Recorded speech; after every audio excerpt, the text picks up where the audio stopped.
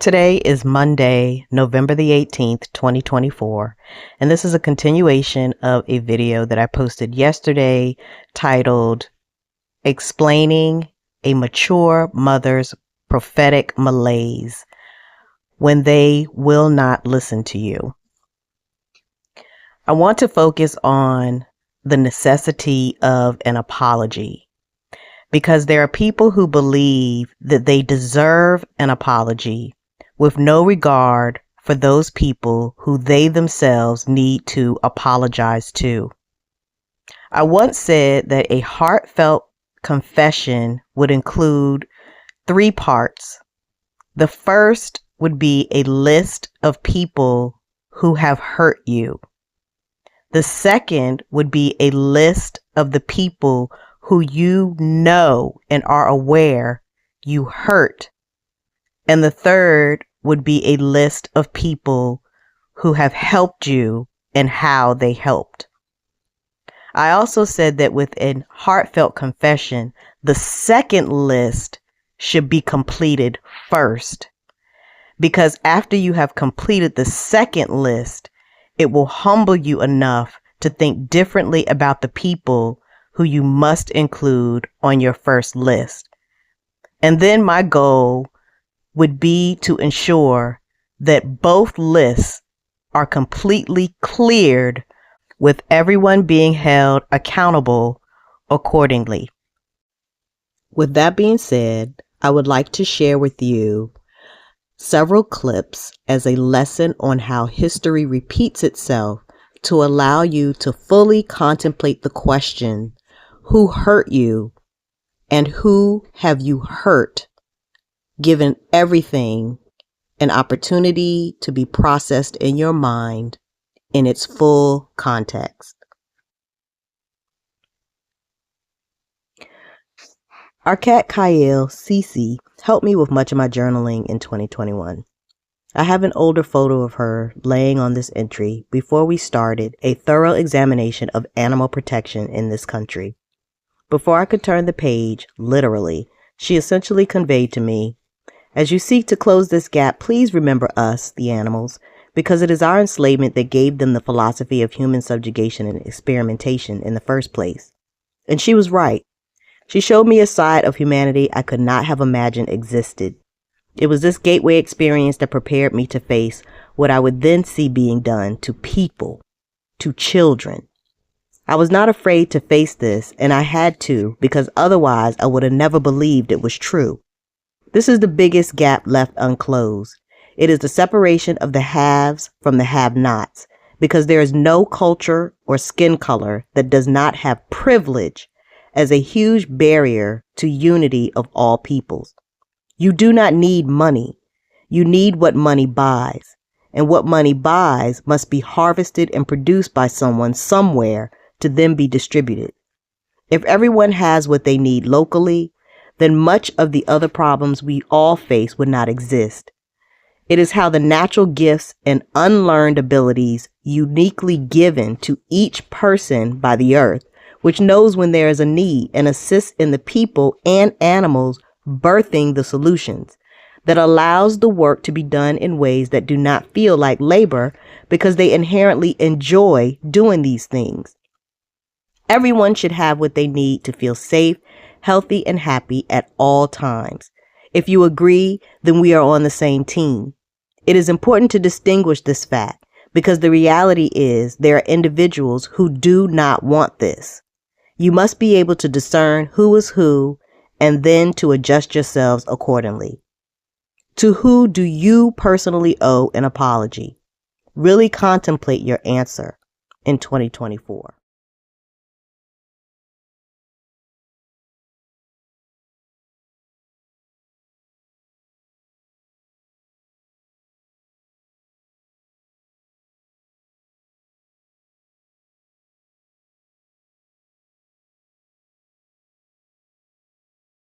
On Christmas Day, 496 AD, at the Basilica at Reims in northern France, the king of Europe's newest barbarian superpower, the Franks, renounces his pagan roots and becomes a Christian.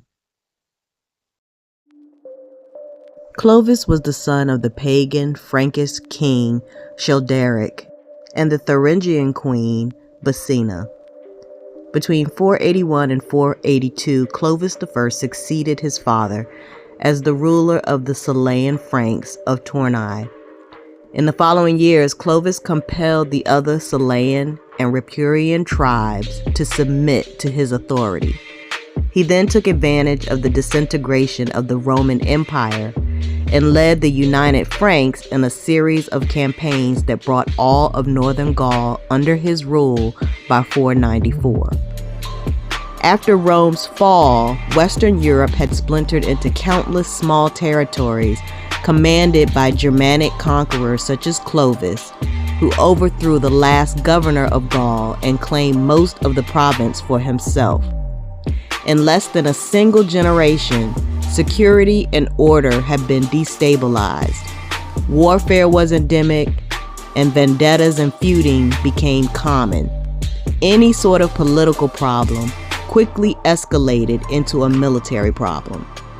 Caught in the middle were the non-combatant people trying to peacefully wrest a living from the land. Any semblance of life that had been normal to the people had been lost. During the Dark Ages, life for the common citizen could be very difficult. The only common thread became Christianity amidst an unrelenting political climate in which loyalties and alliances shifted with the wind.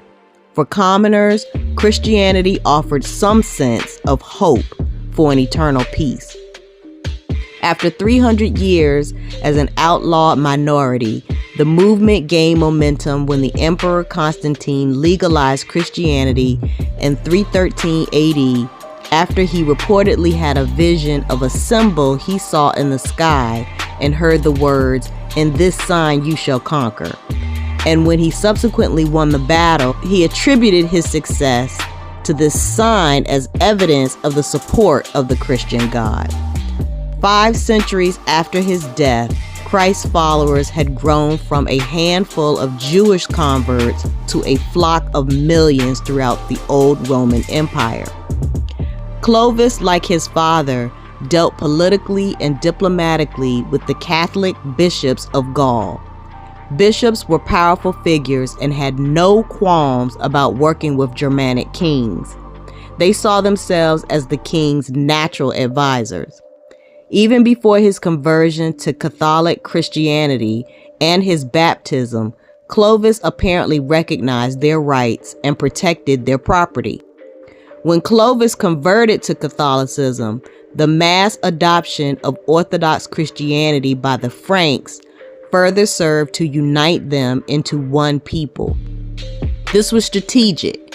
It also won the Frank support of the Orthodox clergy and the remaining Gallo-Roman elements in Gaul, since most other Germanic tribes had adopted Arianism. As Clovis extended his conquest deeper into Christian territories, it became clear that the way to the hearts and minds of his subjects was through their souls.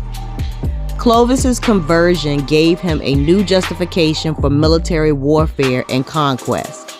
Now they were more than territorial plunders, they were holy wars fought in the name of faith.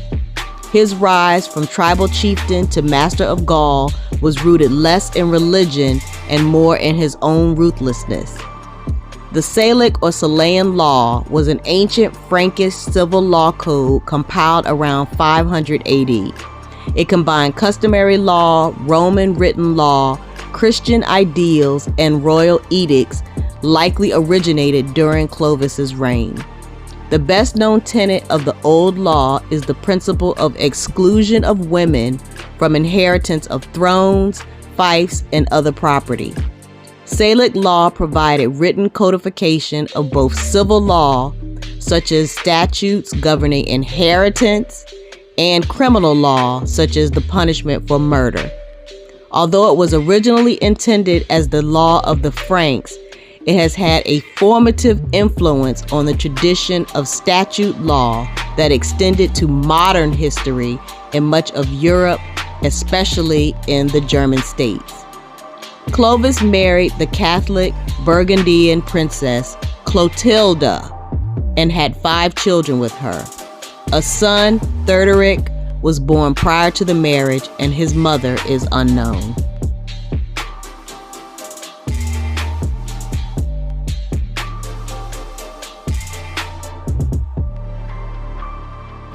Ostensibly, it looks like labor reform, but it is actually a smokescreen that allows Hitler to take on a new target: the trade unions.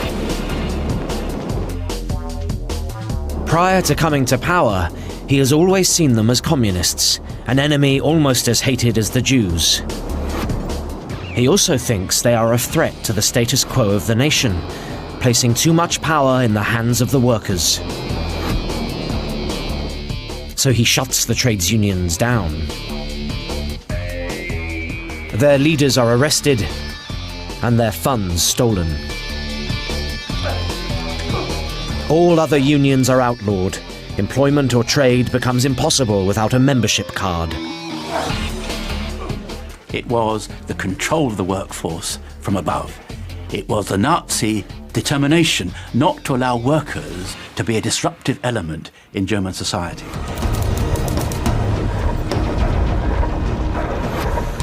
A year in, Hitler's regime is going to plan.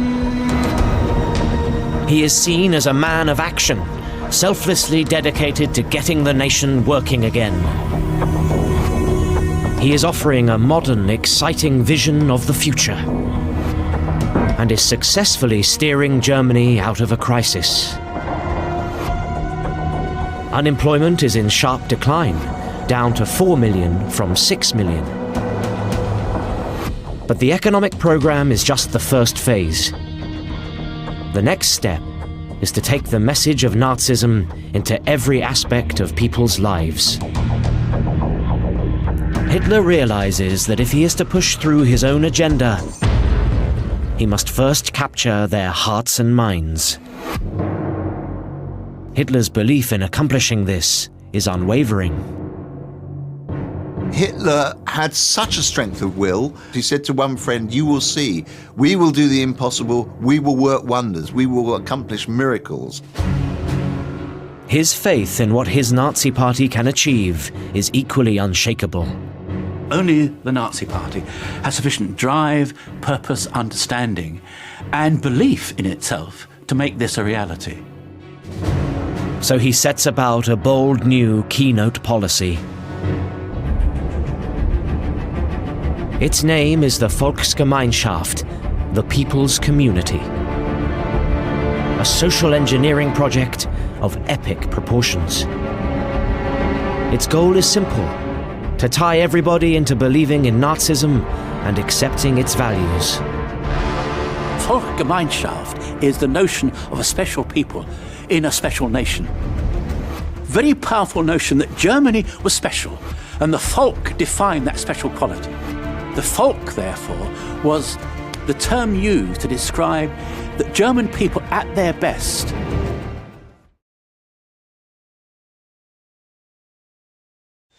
These are the forgotten people, the underprotected, the undereducated, the underclothed, the underfed. We present this report of Thanksgiving because were it not for the labor of the people you are going to meet, you might not starve, but your table would not be laden with the luxuries that we have all come to regard as essentials. We should like you to meet some of your fellow citizens who harvest the food for the best fed nation on earth. David Lowe talks to Mrs. Doby, 34 years old, mother of 9 children. Mrs. Doby, what things do you pick up north? We pick strawberries and cherries. Who works with you out of this family here? Everybody except the baby. Who takes care of them in the field? Well, they just kindly stay along with us or take care of themselves. The one that can't walk usually stays in the baby buggy. What is an average dinner for the family? Well, you mean what do we have in? Yes.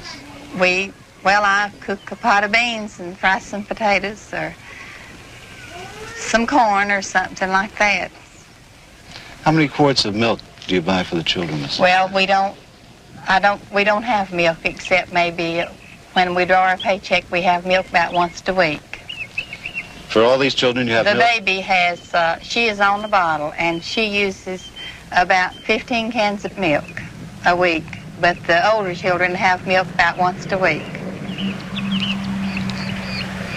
Do they like to drink milk, Mrs. Doby? Yes, they like milk. The only reason I asked that question, I was quite shocked that they had milk only once a week. Just thought they didn't like it, but they like milk, but it's, well, there's so many, a gallon of milk will make them a glass around, and so we just can't afford it every day. What do you want most for your children, Mrs. Doby? Well, I'd like for them to have a career, whatever they'd want to be when they got older. Of course, the smaller ones, don't realize yet to know what they'd like to be. But the older girl, she'd like to go to school if she could. Of course, she'll probably be like the boy, have to quit as soon as she's old enough. She really likes to go to school, but she had to miss last week because she had to keep the baby for me to work. Mrs. Doby, wouldn't you ever care to have a house of your own? I'd like to have a house. If we plan to buy one, if we could ever get enough to pay down on one, we'd buy one. Do you think this will ever happen? Well, it don't seem like it.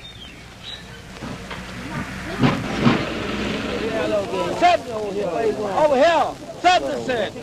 All the day talking. Over here, 70 cents today. We're paying today. We're paying more than anybody in town. 70 cents, 7 years today. 70 cents today. 70 cents. 70 cents all day jumping. All I can do is advise you. 8 cents a box, and you guarantee you if you pull today and we pull what we got to pull today, you'll have $11 in your pocket. This is not taking place in the Congo. It has nothing to do with Johannesburg or Cape Town.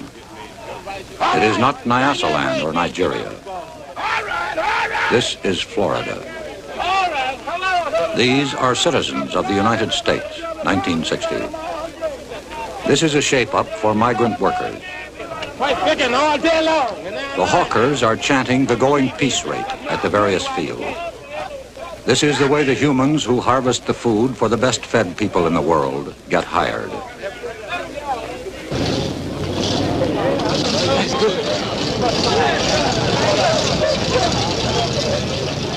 One farmer looked at this and said, "We used to own our slaves. Now we just rent them."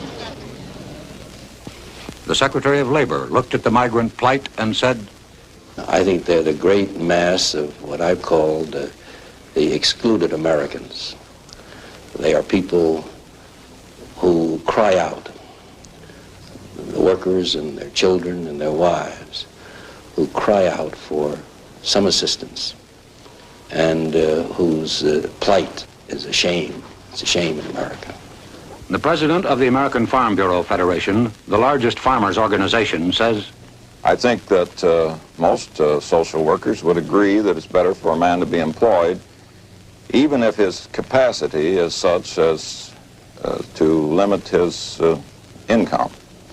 And we take the position that it's far better to have thousands of these folks who are practically unemployable, earning some money, doing some productive work for at least a few days in the year. I see. What time does your mother come home? I don't know. the following day, Aline King, the mother of Jerome, Kathy, Lois, and Beulah, again was picking beans. Aileen King, I saw your children yesterday at the Okeechobee camp. Why didn't you put them in the nursery? I don't make enough to pay for it.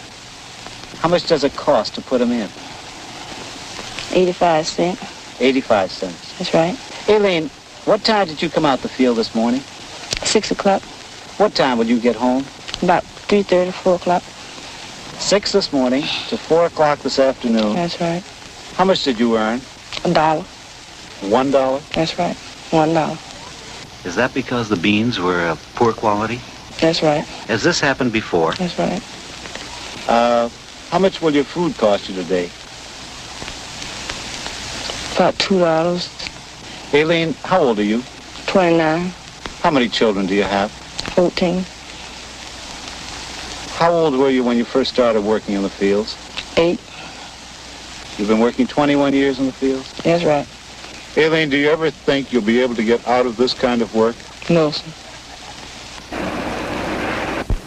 Lowe has been following the migrants for the past 9 months. Some are freewheelers who travel as a family unit. He met the Parsons family as they were about to leave Belgrade tomatoes for Indiana strawberries. Mr. Parsons, do you think the farmers you work for care about your problems? No, sir. They're not in particular worried about you. They just want their stuff out and you get away as quick as possible. Would you say that you're welcomed when you're needed? Well, that is the only time that you are welcome, is when they are needing you. They're friendly and everything, but once they're done with you, well, they'd rather for you to move. Did they ever ask you to leave their places? Oh, yeah. They tell you if you finishing up like tomorrow, well, they had rather for you to be out and gone in about 3 days, and that way it'll cut down on their electric bills and all of the other stuff. What do you want most in this world for you and your family? I'd like for my family to be well, stay together as much as possible. I'd like to be on a farm somewhere out away from so many people, to where they could attend one church and be interested mostly in one school, and that way I believe they'd all be better satisfied. Mr. Parsons, do you think this will ever happen? Not the rate that I'm going now, no. 1,000 miles north of Belgrade, Florida, by way of U.S. Route 17 and 301. Through Jacksonville, Savannah, Charleston, Wilmington, and New Bern is Elizabeth City, North Carolina. A bean stop, good for 6 weeks' work. This camp was home for 40 days for the families of Tom Lockett's crew, now 30 hours out of Belgrade. Miss Blakely, how many years have you been working in agriculture, in the fields? Oh, practically all of my life. I haven't did no other work much but in the field all of my life. I raised all my kids working in the field. I noticed that there's some straw over there. What is that for? Well, that was the straw they brought for the people to sleep on. Well, weren't mattresses supplied here? They used to be, but they ain't now. Mrs. Blakely, where is the water supply over here? That's it right there. For how many people? But this and that over yonder, they all use the same. And how many bathrooms are there here? Now. Where do you use the bathroom? Where are the facilities? Don't have one. We use our tin tubes. Mrs. Brown, how did the children fare on the journey up north? Well, they got kind of fretful, you know, and got so riding, handling them. But we made it. Miss Brown, may I ask how old you are? I'm 37. Mrs. Brown, how many years have you been working in the fields? All my life. Do you remember how old you were when you started?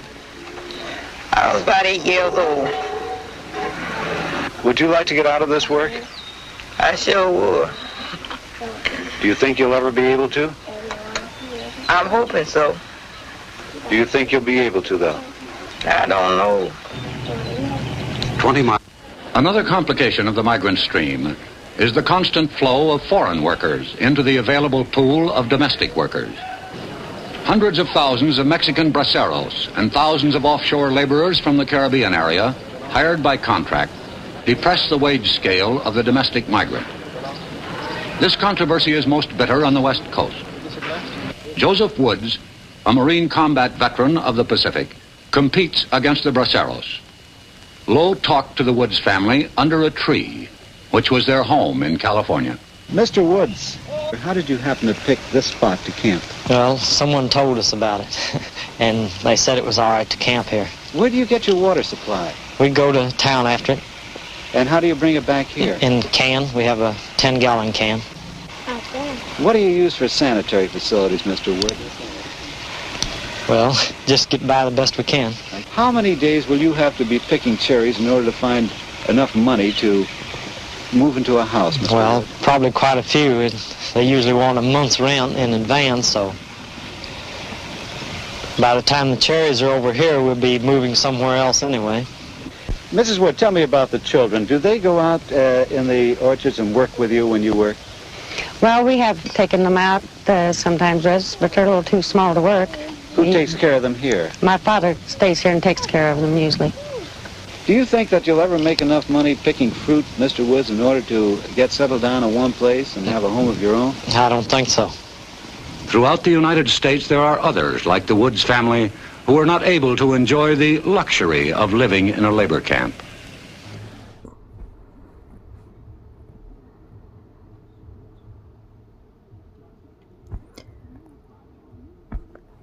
Last night I had a dream.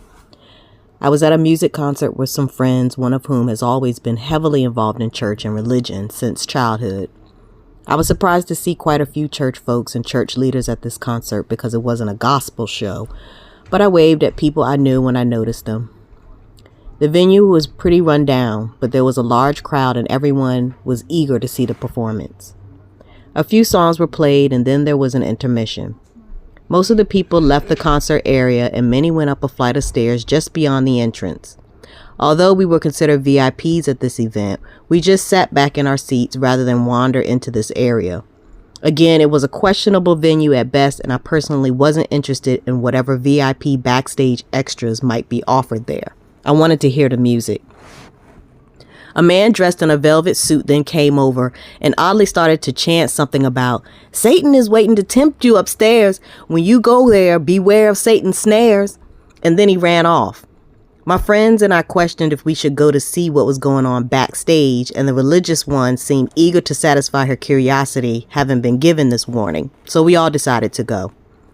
My church friend went ahead, and as I gathered my things, a small black man came over to us, annoyed, and asked us to follow him. I asked if he was taking us upstairs, and he rolled his eyes and said, "Yeah," as if annoyed I asked. We followed him up some very dirty stairs to a phone booth at the top, which he opened as a door. Behind it were another set of stairs descending into what seemed to be a boiler room. I was clear as we entered this room that most of the people who had come down there before us had already been through the offerings and selected what they wanted, so what we found in there was what was left. Without graphically detailing what I saw, the room was filled with people sitting completely nude along the wall of the room in the most deplorable conditions you can imagine in a boiler room full of shoulder-to-shoulder people. There was music playing as if this were part of the entertainment, and I was directed to walk around the room as if browsing. Most of them looked defeated for not being selected before now, but I smiled at the ones who would make eye contact with me to help them to know I wasn't selecting them for the purpose they were there, but they would all be leaving with me. As I exited the room, I noticed my church friend had gone so far ahead that I had no idea what she had done in there before me, nor where she'd gone. There were other rooms backstage available for VIP, so I assumed she went to see whatever else was down there. The other friend stood blank-faced in traumatic astonishment, looking at me as if to ask what I was going to do.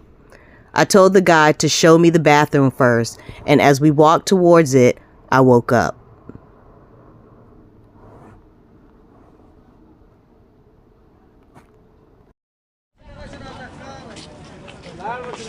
We're in France to look at the situation of migrants in transit.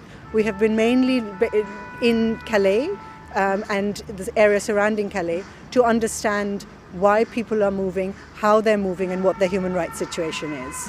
So far we've seen similar patterns to what we've seen in other European countries, in that there is a protection gap for migrants who are in vulnerable situations, for asylum seekers, for refugees who are in these border locations, who are in transit, and we're seeing more a desire to disperse and disappear the problem.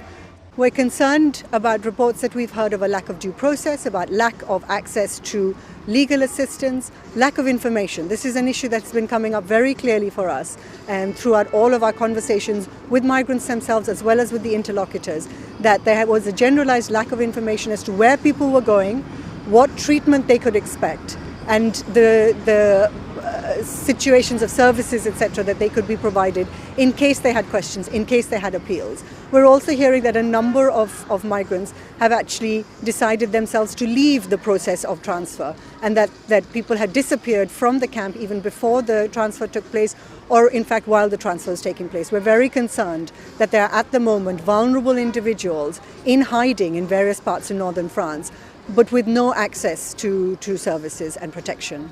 We're concerned about unaccompanied children, but also children with their families. For we went to a center specifically for unaccompanied children and spoke to a number of Afghan boys who were telling us that they had no information about what was going to happen to them. They were waiting for a process that they didn't really understand in terms of reunification with their family members in the UK, but the process had not been explained to them. They had no idea what they were doing, how long they would have to wait, who was going to come and interview them. We're concerned that there is a general lack of child protection regulations put in place, that a guardian, an effective guardian, is not being appointed for these children, and that they are not able to access the kinds of protection in terms of asserting their best interests and who should be in charge of the children. We really appeal to the authorities to fully resource these centres so that they are able to provide standardised, good access to healthcare, to adequate food and nutrition, and to legal advice. And it is incumbent on all of us within the Office of the High Commission that work on the rights of migrants to help migrants empower themselves. The voice of every one of us counts, and we have to take care of those that are furthest behind first. These migrants, these vulnerable migrants, don't have a voice, and it is our job to help them raise theirs.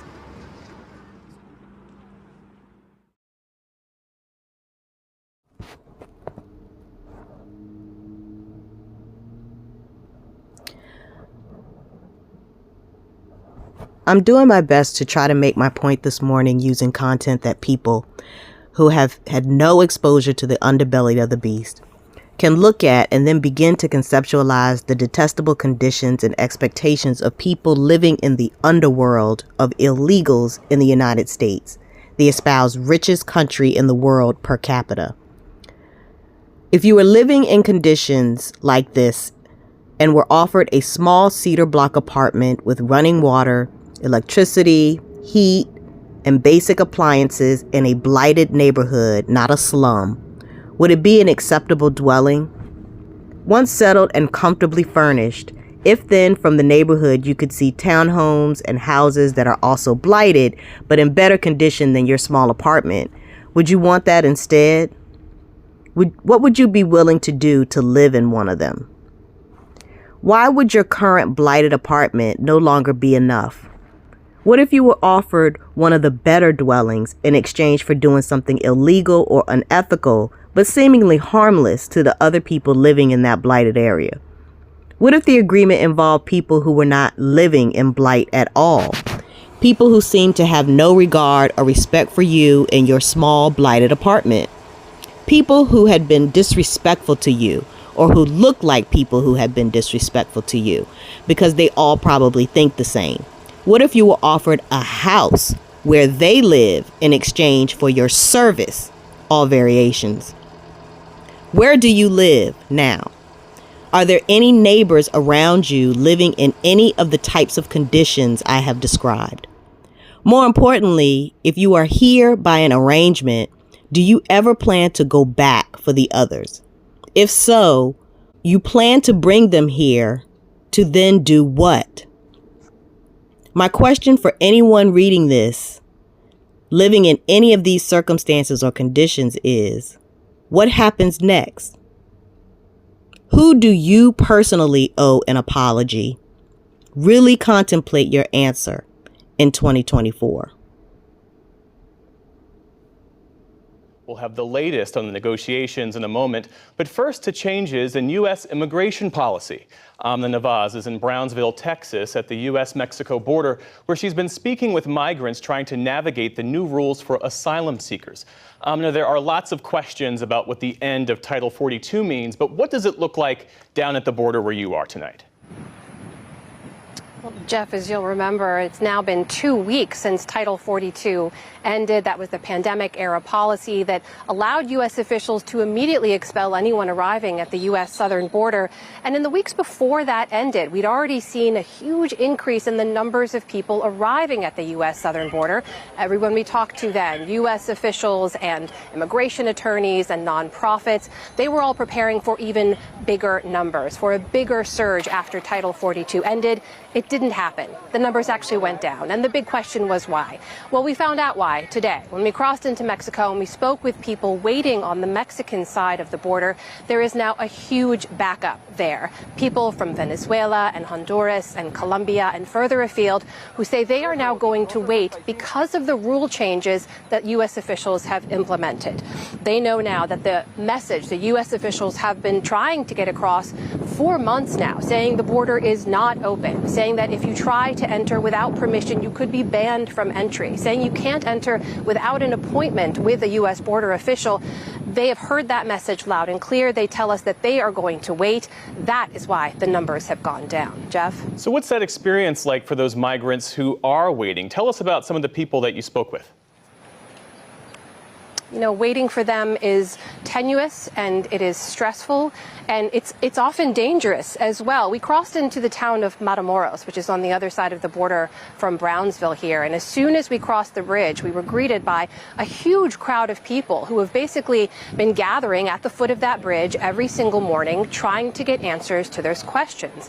There are some immigration groups there, some refugee groups there, and more importantly, there are some volunteer U.S. attorneys, immigration attorneys, who cross the bridge every day and try to get some of those migrants answers to their questions. There's a lot of confusion about what exactly the rules are in terms of who is allowed entry to the United States. And Jeff, most acutely, questions around this CBP One app. That's an app created by the Customs and Border Protection on which migrants are asked to make an appointment to then appear and make their case for asylum. Those appointments are highly coveted. They are very limited, and supply doesn't nearly meet demand. We actually spoke to one gentleman named Carlos, who's from Honduras. He took out his phone in frustration to show me how many times he's been logging on to the app, submitting his application, trying to do things the legal way, and he has yet to get an appointment. He's been doing this every single day for the last 3 months.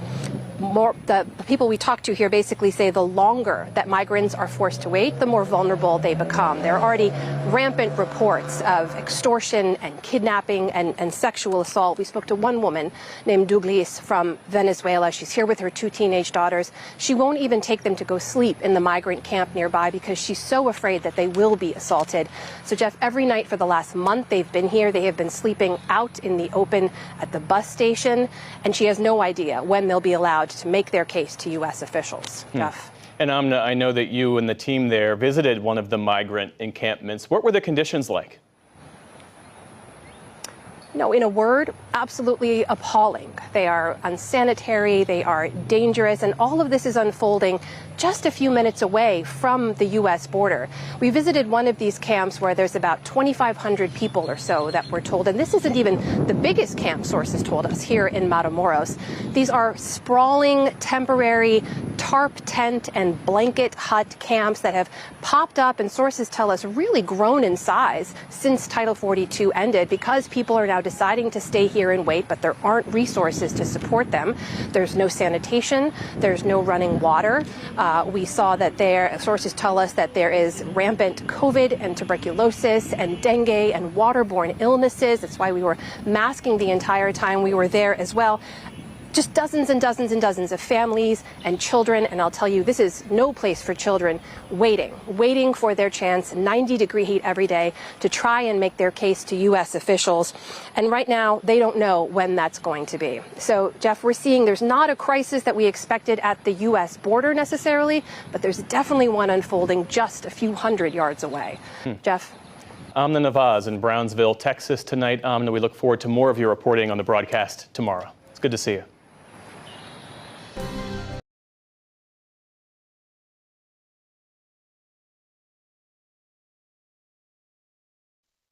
Donald Trump is not the false prophet. He isn't a prophet of any kind and hasn't functioned with any real level of religiosity during any of his campaigns, nor his previous presidency. If you are discerning the people who function like the symbolic characters of the book of Revelation, you must discern another for the presidency. The false prophet is the current Pope Francis, born Jorge Mario Bergoglio. If you watch any of the publicly available general audience sessions held every Wednesday at the Vatican, Paul VI Hall, or St. Peter's Square, the backdrop mural of the stage alone give evidence of this to anyone who looks at it. It's plain as day. There are available recorded services for both Francis and the most recent past Pope Benedict XVI. Benedict resigned in February of 2013. This is highly unusual. Popes usually serve until death. Each pope selects his own coat of arms once appointed. The coat of arms symbolized the authority and mission given to him by the conclave who elected him. The keys represent binding or loosing. Pictured below is Jorge, Francis's coat of arms.